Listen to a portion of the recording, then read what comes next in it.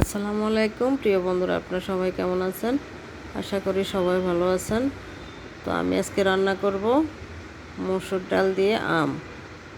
তো আম দিয়ে কাঁচা কাঁচা আম দিয়ে মসুর ডাল রান্না করব আর শিং মাছ ভুনা করব।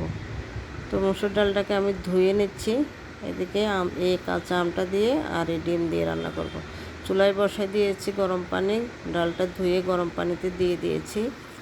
এখন দিয়ে দিচ্ছি কাঁচামরিচ, পেঁয়াজ, লবণ, একটু আদা বাটা, রসুন বাটা দিয়েছি, দিয়ে দিলাম কিছু হলুদের গুঁড়া।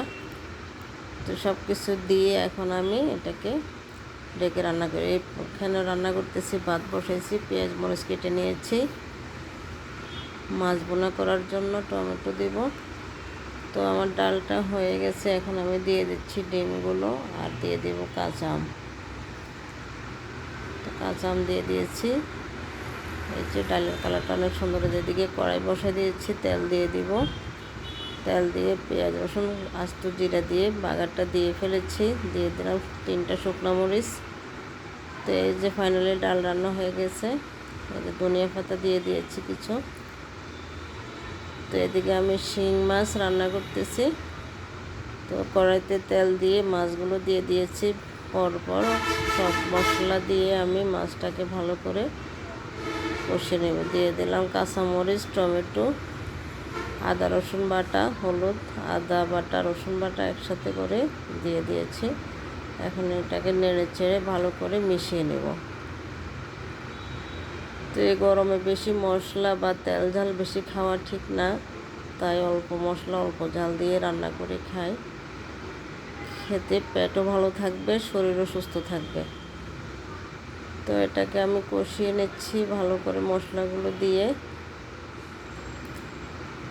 মাছগুলোকে উল্টে পাল্টে ভালো করে নেড়েছে কষিয়ে নেব।